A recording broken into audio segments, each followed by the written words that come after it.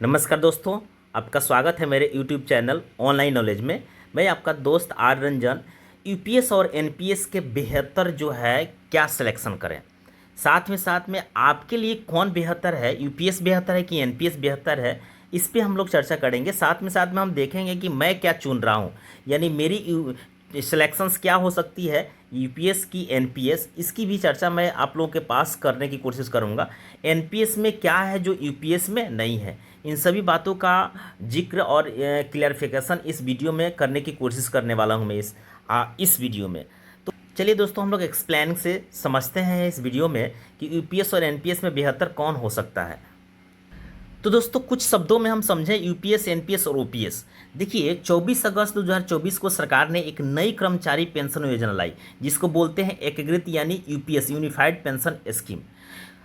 दूसरी बात देखें तो 1 अप्रैल 2025 से ये प्रभावित किया गया, यानी आपको लागू करने की कोशिश की गई है। वर्तमान में सभी सरकारी कर्मचारी जो होंगे वो राष्ट्रीय पेंशन योजना एनपीएस के अंतर्गत आते रहते हैं, यानी अभी भी चल रही जो एनपीएस वो उसमें जो बाजार से जुड़े निवेश, यानी जो भी हम शेयर मार्केट की बात करें तो उससे जुड़ा हुआ है, और इसमें पेंशन प्रदान करती है जो बाजार, शेयर बाजार से जो इनकम होगा उसके अकॉर्डिंग। 2004 से पहले आपको पता होगा कि सरकारी कर्मचारियों को पुरानी पेंशन योजना ओपीएस के तहत पेंशन मिलती थी। अब हम लोग 2004 से 4 में सरकार ने एनपीएस की शुरुआत की और ओपीएस को बंद कर दिया। 2004 के बाद ओपीएस को बंद करने के लिए सरकार को कर्मचारी की ओर से कड़ी प्रक्रिया यानी प्रतिक्रिया मिली। इसलिए सरकार ने सुनिश्चित पेंशन राशि प्रदान करने के लिए आज के दिन यूपीएस का जो है घोषणा कर रही है सरकार, क्योंकि बहुत सारा प्रेशर है। इसके अकॉर्डिंग जो है उन्होंने यूपीएस लाने की कोशिश की है। अब यूपीएस, हालांकि केवल वे कर्मचारी जो वर्तमान में एनपीएस के ग्रहण करते हैं, जिनमें सेवानिवृत्त कर्मचारी भी शामिल है, उनके लिए ये यूपीएस की विकल्प चुनने की प्रावधान है। देखिए दोस्तों, अगर हम बात करें यूपीएस, एनपीएस और ओपीएस, ये तीनों की, तो उनके अंतर आपके लिए कौन से बेहतर हो सकते हैं, इसके बारे में हम लोग अधिक समझेंगे। देखिए, यहाँ पे हम सबसे पहले देखते हैं कि यूपीएस क्या है, यूनिफाइड पेंशन क्या है। तो सरकार द्वारा जो 2024 में शुरू की गई है एक नई पेंशन योजना है, जो सभी केंद्रीय कर्मचारी को गारंटी पेंशन, पारिवारिक पेंशन और न्यूनतम पेंशन प्रदान करती है, जिसे हम लोग यूपीएस बोलते हैं। इसे राज्य सरकार कर्मचारी तक भी बढ़ाया जा सकता है, यानी आपको अभी तो सेंट्रल गवर्नमेंट इसको लागू करके रखी है। एनपीएस के अंतर्गत आने वाले सभी कर्मचारी यूपीएस का विकल्प चुन सकते हैं। अभी प्रावधान है 1 अप्रैल के बाद में चुनने का, 3 महीना का टाइम दिया गया आपको, तो आपके अधिकार में रहता है कि अभी क्या चुन सकते हैं आप।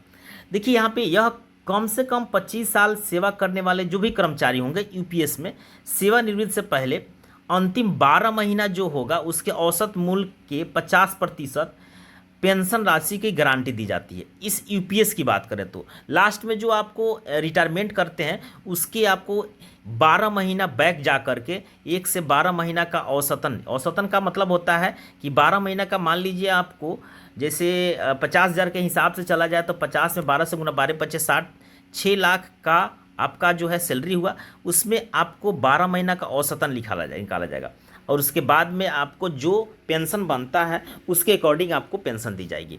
तो दोस्तों, ये रहा आपका न्यूनतम पेंशन। तो 10 साल का जो सेवा अगर करते हैं, थोड़ा सा ये भी ध्यान दें, 25 साल की तो बात हो गई।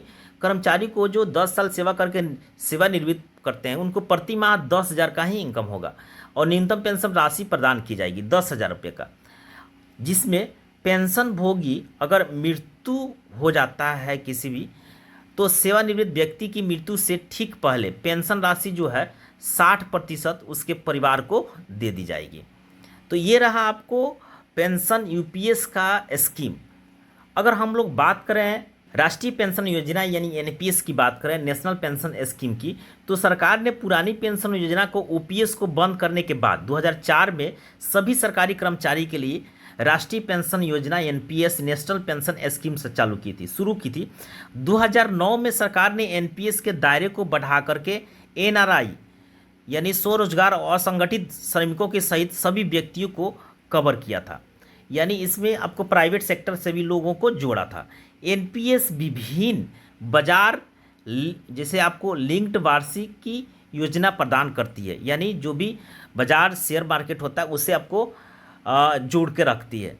यह कर्मचारी या व्यक्ति नियमित रूप से निवेश कर सकते हैं और सेवानिवृत्ति के बाद वार्षिक प्राप्त कर सकते हैं, यानी आपको अच्छी खासी एक मुश्त पैसे प्राप्त कर सकते हैं। इनका कहना है एनपीएस सब्सक्राइबर जो होंगे, जो नेशनल पेंशन स्कीम के अंतर्गत आते हैं, उस संचित एनपीएस कोष का 60% आप जो है ले सकते हैं। जैसे मैंने आपको पता होना चाहिए कि 10% आपका जो है कंट्रीब्यूशन होता है और 14% जो है गवर्नमेंट का कंट्रीब्यूशन होता है। दोनों मिलाकर के अभी देखा जाए तो 24% का कंट्रीब्यूशन होता है, लेकिन इसको बढ़ा दिया है सरकार ने। अभी 18% वो देने वाली है, 18% और 10% आपसे लेगी एनपीएस में। दोनों मिलाकर के 28% का जो है कंट्रीब्यूशन होगा, और जो 28% का कंट्रीब्यूशन होगा लास्ट में जो निकलता है आपका टोटल अमाउंट, उसका जो है 60%। जैसे में मान लीजिए आपके पास निकल के आता है, कभी ले लिए कि 5 करोड़ रुपया, तो जैसे लास्ट में 5 करोड़ मिलता था, इसका 60% हम निकालते हैं तो 3 करोड़ रुपया जो आपको मिल जाएगी, और 2 करोड़ का जो है वो बनाएगी आपको 40% का पेंशन।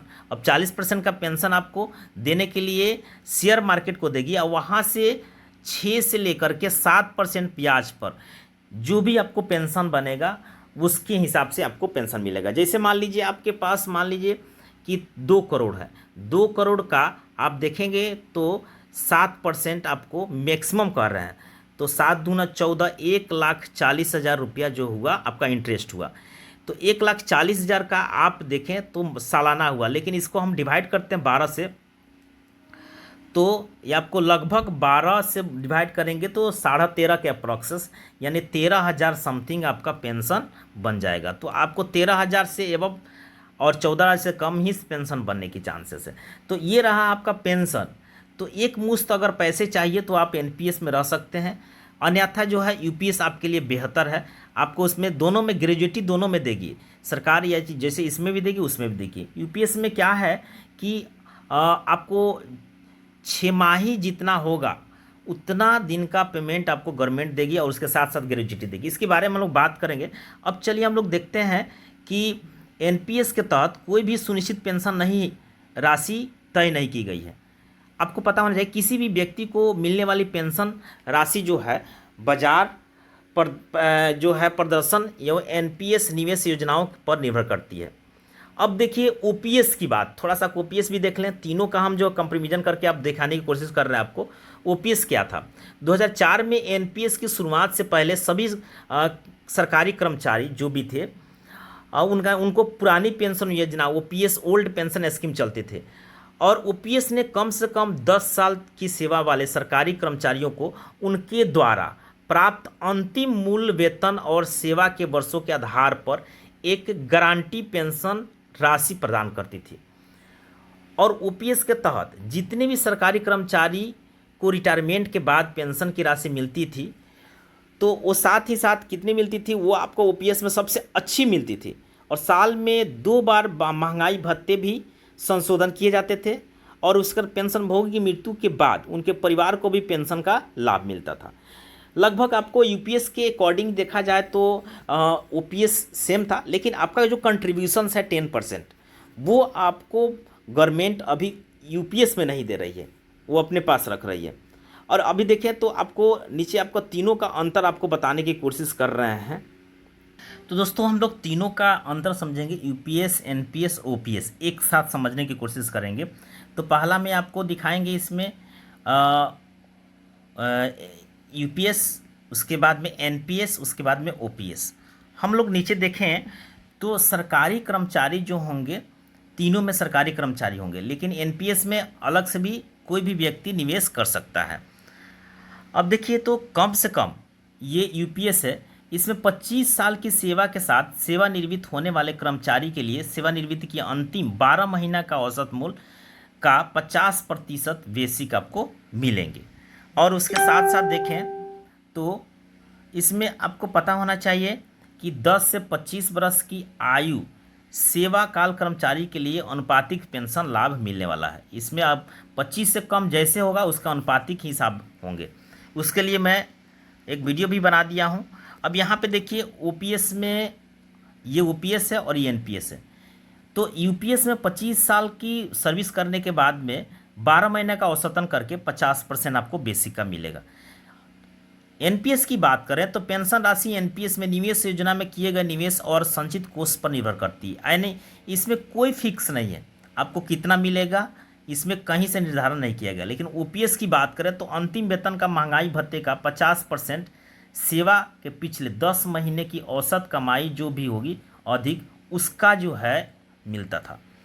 अब हम लोग आगे बढ़ते हैं तो यूपीएस में कम से कम 10 बरस की सेवा वाले जितने भी कर्मचारी होंगे उनको 10,000 रुपये प्रति मालिक थे। लेकिन एनपीएस में इसमें पेंशन राशि एनपीएस योजना में किए गए निवेश पर निर्भर करती है, इसमें भी कहीं से इसका जिक्र नहीं है। लेकिन ओपीएस की बात करें तो कम से कम 10 वर्ष की सेवा करने वाले कर्मचारी को लिए 9,000 रुपये प्रति माह जो दिया जाता था। अब आपको आगे देखें तो ग्रेजुइटी की भुगतान एक मुश्त राशि के साथ किया जाता है आपको यूपीएस में। एनपीएस के अंतर्गत कोई ग्रेजुइटी के भुगतान का जिक्र नहीं किया गया, लेकिन इसमें भी ग्रेजुइटी का जो है लाभ दिया जाएगा। ओपीएस की बात करें तो सेवानिवृत्त पर कर्मचारियों को 20 लाख रुपये का तक ग्रेजुइटी भुगतान किया जाता था, लेकिन अभी इसको बढ़ा करके गवर्नमेंट 25 लाख रुपये जो है कर दी है। ग्रेजुइटी जो है 25 लाख तक हो चुकी है। सेवानिवृत्त वो भी टैक्स फ्री होता है। सेवानिवृत्त व्यक्ति की मृत्यु की यूपीएस की बात करें ठीक पहले प्रदान की गई पेंशन का 60% परिवार को दिया जाता है। एनपीएस में पारिवारिक पेंशन राशि संचित कोष और चुनी गई जो वार्षिक योजना उसके अकॉर्डिंग होता है, यानी इसमें समझिए पेंशन ना के बराबर होगा। आगे हम लोग देखें तो इसमें यूपीएस में क्या ओपीएस में क्या था, सेवानिवृत्त व्यक्ति की मृत्यु स्थिति में उसके परिवार को पेंशन राशि प्राप्त की जाती थी, वो भी 50% जो भी पेंशन बनता था उसके अकॉर्डिंग। आगे देखें तो यहाँ पे देखिए कि जो भी अंशदान होता है यानी कंट्रीब्यूशन की बात करें तो यूपीएस में 8.5% गवर्नमेंट देती है, लेकिन एनपीएस में 14% गवर्नमेंट देती है। अब इसमें 18.5% 18.5% जो देती है यूपीएस में, ये कहाँ गया इसका कोई हिसाब किताब नहीं है, लेकिन 14% इसमें देती है। तो इसका हिसाब किताब है कि 10% कंट्रीब्यूशन जो है कर्मचारी का रहता है और 14% जो है सरकार की रहती है, 24% का कंट्रीब्यूशन होता है। और इसमें ओपीएस में है कि पेंशन फंड में कोई योगदान नहीं होता था और इसका जो है 50% गवर्नमेंट की तरफ से पेंशन के रूप में दिया जाता था। इसमें भी कंट्रीब्यूशन है, इसमें भी कंट्रीब्यूशन है, लेकिन ओपीएस में कोई कंट्रीब्यूशन नहीं। यही तो मेन खेल है कि कंट्रीब्यूशन क्यों। अब मूल वेतन का 10% जो है यहाँ पे आप देखिए कर्मचारी जो है अंशदान करता है, लेकिन यहाँ भी कर्मचारी और 10% देता है। यहाँ पे पेंशन फंड में कोई कर्मचारी अंशदान नहीं करता था, कंट्रीब्यूशन नहीं करता था। अब देखिए जोखिम किस में है, यूपीएस में जोखिम मुक्त, क्योंकि यह एक सुनिश्चित पेंशन है, इसमें कहीं से जोखिम नहीं है। लेकिन इसमें जोखिम है क्योंकि यह जो है शेयर मार्केट पर, शेयर मार्केट का क्या व्यू रहता है, वो कब ऊपर जाएगा कब नीचे जाएगा इसका कोई गारंटी नहीं रहता है, इसलिए आप इसमें कोई निश्चित नहीं है। लेकिन इसमें यूपीएस में निश्चित है। और ओपीएस की बात करें तो जोखिम मुक्त था, ये भी जैसे यूपीएस है ओपीएस भी उसी तरह से जोखिम मुक्त था, यानी कोई जोखिम नहीं था। अब एक मुश्त राशि की बात करें कितने मिलने वाली, तो सेवानिवृत्त के बाद कर्मचारियों को मुख्य यूपीएस में एक मुश्त जो राशि मिलेगी उसका हिस्सा अलग से ही हिसाब लिखाया जाता है। जैसे 40 छमाही निकला तो 40 छमाही होगा, 40 दिन का जो है पेमेंट एक मुश्त आपको मिलने के चांसेस रहता है। तो ये रहा यूपीएस में। एनपीएस में क्या होता है कि 60% जो आप जमा करते हैं कंट्रीब्यूशन के रूप में, उसका शेयर मार्केट से लेने के बाद 60% उसका ले सकते हैं जैसे में, और उसके बाद में 40% का आपका पेंशन बनेगा। इसमें कहीं से कुछ नहीं था। सेवानिवृत्त के समय पेंशन के कम्यूटेशन के माध्यम से एक मुश्त राशि ली जाती थी और जो 40% से अधिक नहीं होती थी, यानी आपको पैसा पूरा मिल जाता था। अब इसमें जो है कर लाभ किसमें जो है ज़्यादा है, तो आपको पता होना चाहिए। टैक्स की बात करें तो यूपीएस में स्पष्ट नहीं किया गया है कि कर्मचारी को टैक्स देना होगा कि नहीं देना होगा, लेकिन एनपीएस जो है टैक्स फ्री है, 60% जो पैसा मिलेगा वो टैक्स फ्री है। और ओपीएस की बात करें तो कोई टैक्स नहीं लगता था किसी भी पैसे पे। अब यहाँ पे मुद्रास्फीति संरक्षण की बात करें तो किसमें ज़्यादा अच्छा है, देखिए सबसे पहले तो आपको पता होना चाहिए कि एनपीएस में पैसे अगर एक मुश्त चाहिए तो बेटर है लॉन्ग टर्म के लिए, लेकिन आपको यूपीएस अभी के समय में ठीक है। और ओपीएस तो आपको जानते हैं कि बहुत अच्छी यूपीएस थी। तो ये आपका सारा चीज़ रहा दोस्तों। मैं क्या चुन रहा हूँ, तो मैं चुन रहा हूँ यूपीएस। क्यों? क्योंकि देखिए कि मेरी जॉब जो है लगभग 27 ईयर्स का हो रहा है कंप्लीटेड, और अभी जो है सबसे अच्छी देखा जाए तो यूपीएस में अधिक मात्रा में जो है लाभ हम लोग को मिल जाएगा, क्योंकि कंट्रीब्यूशंस इसमें जो है आपका 10% इसमें भी है। लेकिन इसमें क्या होता है कि एक मुश्त जो पैसे मिलेंगे, एनपीएस की बात करें उसमें एक मुश्त मिल जाएंगे, लेकिन एक मुश्त उतना ज़्यादा नहीं होगा जितना आप सोच सकते हैं। जितना आप अंशदान किए उसी के अकॉर्डिंग जो आपको मिलेगा। लेकिन इसमें जो आपको एक मुश्त नहीं मिल रहा है, लेकिन पेंशन का स्कीम जो है डेफिनेट कर दिया गया है, तो बेटर है आपका। इसमें भी ग्रेजुएटी है, इसमें ग्रेजुएटी का कोई नहीं दिया गया है, लेकिन इसमें ग्रेजुएटी के साथ साथ आपका टोटल 60% निकालना चाहे तो इसमें भी निकाल सकते हैं। पेंशन इसी के अकॉर्डिंग हो जाएगा। इसमें कंट्रीब्यूशन गवर्नमेंट करती है 18.5%, और हम लोग करते हैं 10%। लेकिन इसका कंट्रीब्यूशन नहीं दिखाया जाता, इसका कंट्रीब्यूशन दिखाया जाता है। तो ये रहा जितना भी एनपीएस, ईपीएस और ओपीएस का जो है फंडा, ये मैंने तीनों का डिफरेंस बताया। अगर आपको वीडियो अच्छी लगी है तो प्लीज़ लाइक कीजिए, कमेंट जरूर कीजिए। नेक्स्ट वीडियो के लिए जय हिंद, जय भारत।